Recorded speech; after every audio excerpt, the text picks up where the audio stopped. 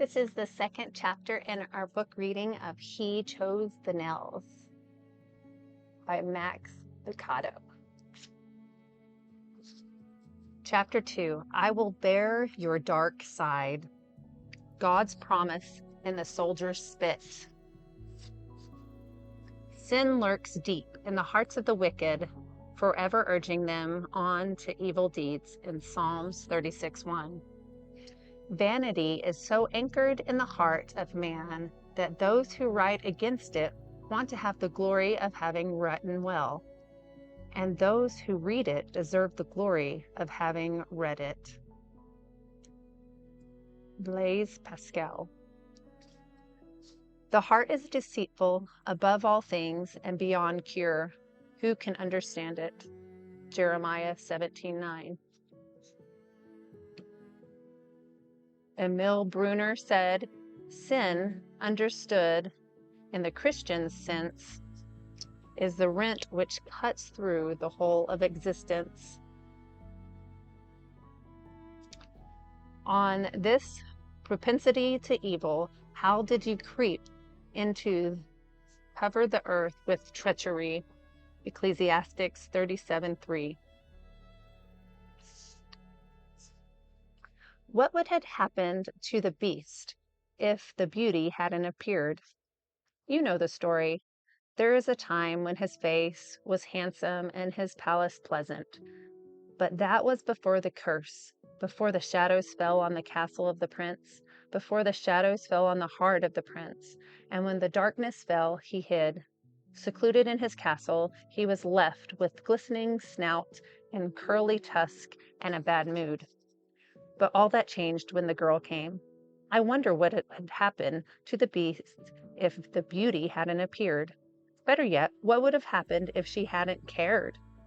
Who would have blamed her if she hadn't? He was such a beast. Hairy, drooling, roaring, defying, and she was such a beauty. Stunning, gorgeous, contagiously kind. If ever two people lived up to their names, didn't the beauty and the beast? Who would have blamed her if she hadn't have cared? But she did care, and because the beauty loved the beast became more beautiful himself.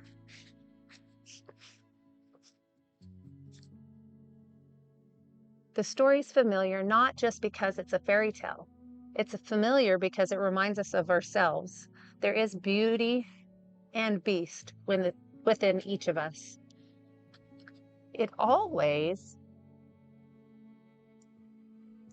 wasn't always so. There was a time when humanity's face was beautiful and the palace pleasant. But that was before the curse, before the shadow fell across the garden of Adam, before the shadow fell across the heart of Adam. And ever since the curse, we've been different. Beastly, ugly, defiant, angry. We do things we know we shouldn't do and wonder why we did them.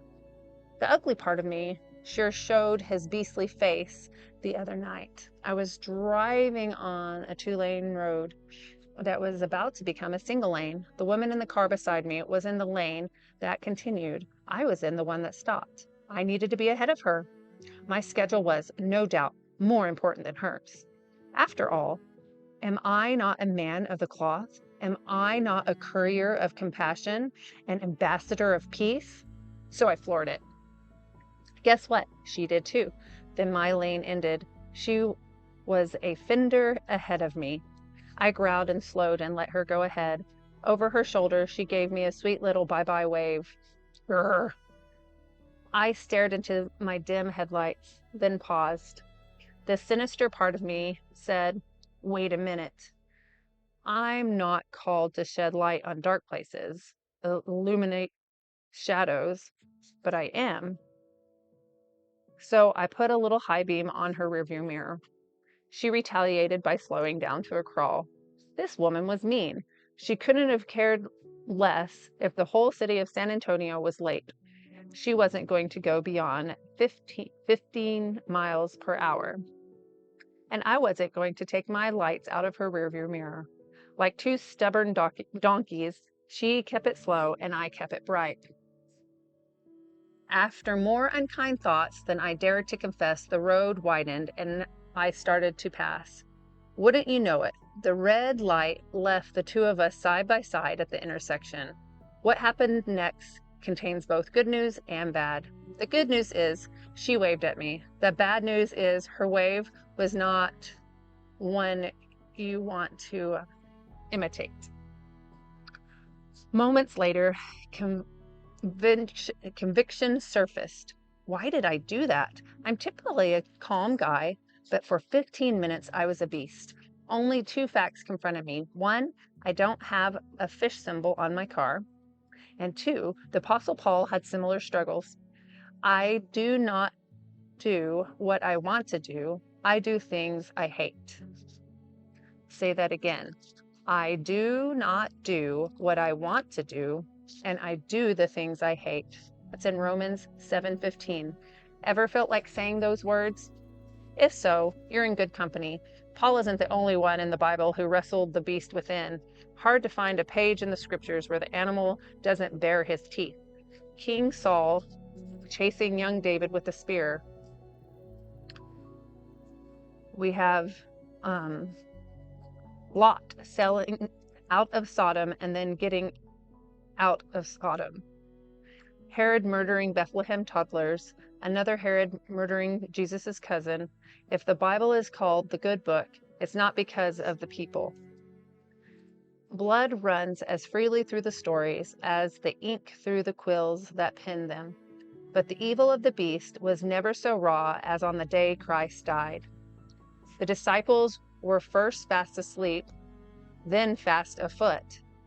Herod wanted a show, Pilate wanted out, and the soldiers, they wanted blood. So they scourged Jesus.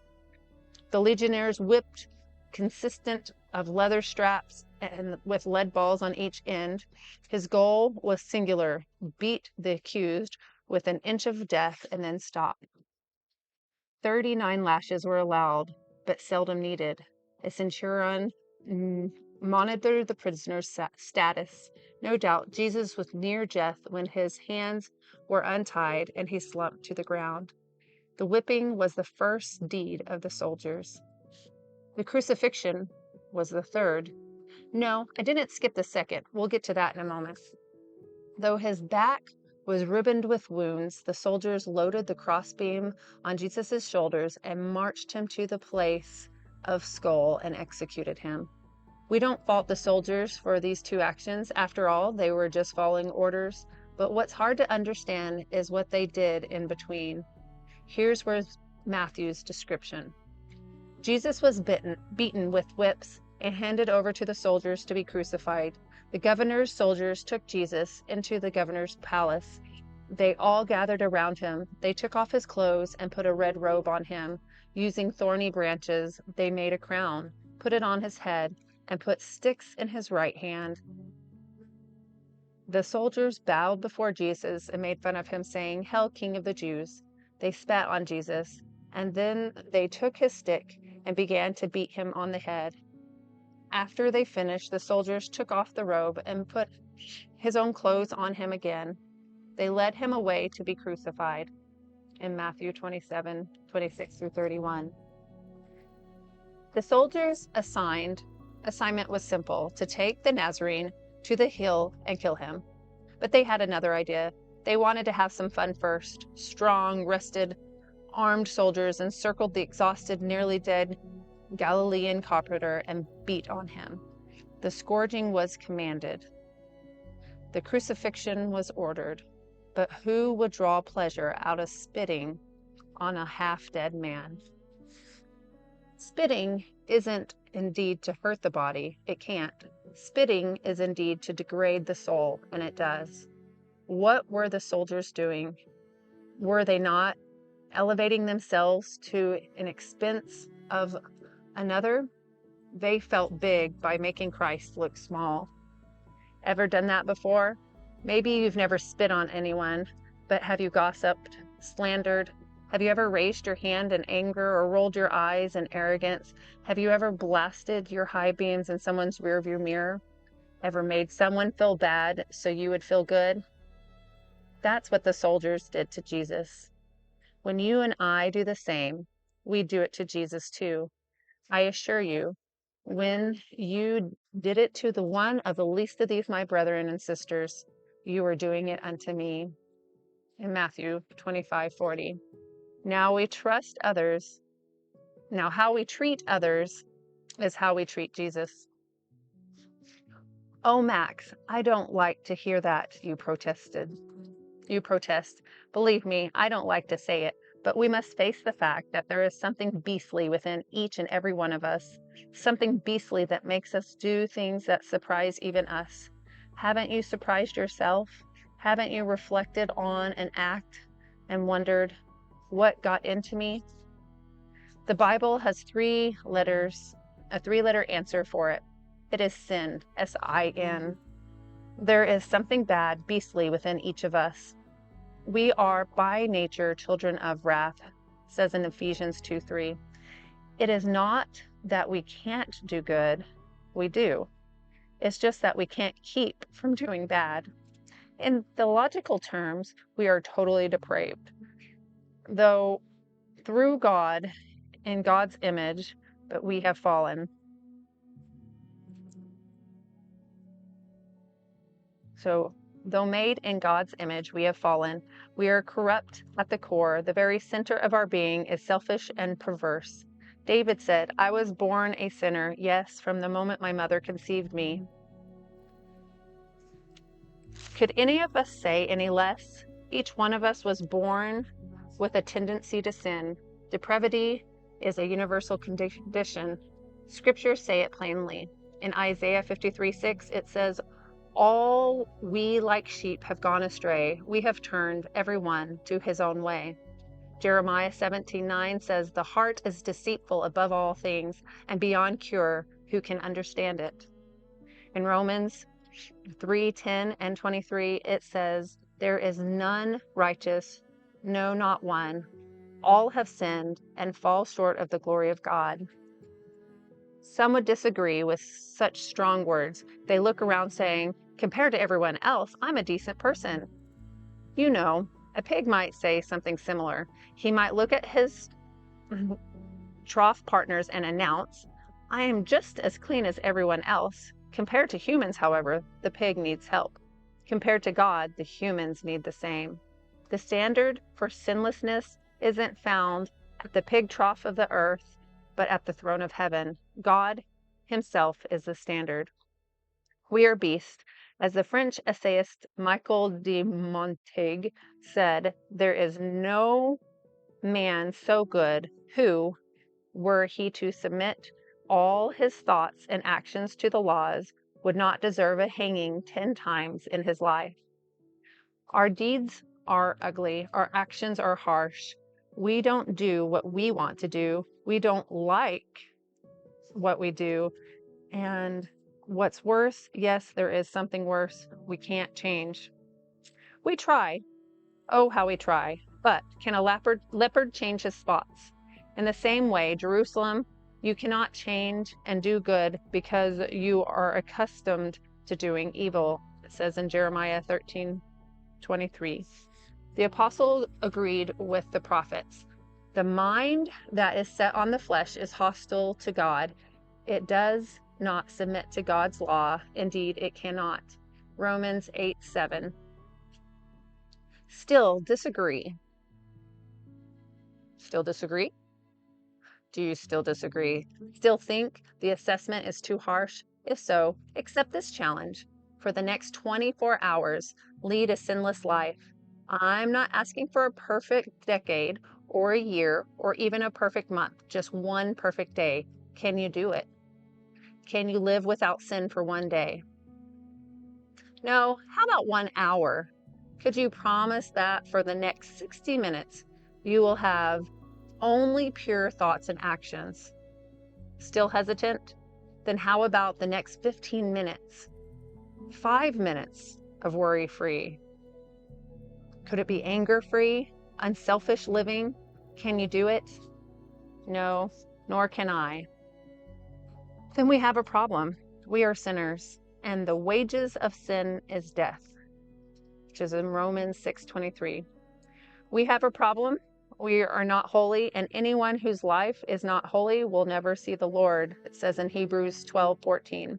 We have a problem. We are evil, and the evil people are paid with punishment in Proverbs 10:16. What can we do? Allow the spit of the soldiers to symbolize the filth in our hearts, and then observe what Jesus does with our filth. He carries it to the cross. Through the prophets, he said, I did not hide my face from mocking and spitting, said in Isaiah 56. Mingled with his blood and sweat was the essence of our sin. He could have deemed otherwise. In God's plan, Jesus was offered wine for his throat, so why not a towel for his face? Simon carried the cross of Jesus, but he didn't mock the cheats of Jesus. Angels were a prayer away. Couldn't they have taken away the spittle on his face? They could have, but Jesus never commanded them to. For some reason, the one who chose the nail also chose the saliva. Along with the spear and the sponge of man, he bore the spit of man. Why? Could it be that he sees the beauty within the beast? But here the correlation with Beauty and the Beast ends. In the fable, Beauty kisses the Beast. In the Bible, Beauty does much more. He becomes the Beast, so the Beast can become Beauty. Jesus changes place with us. We, like Adam, were under a curse, but Jesus changed places with us and put himself under that curse. It says in Galatians 3:13. What if the beauty had not come? What if the beauty had not cared? Then we would have remained a beast. But the beauty did come, and the beauty did care. The sinless one took on the face of the sinner so that we sinners could take on the face of a saint.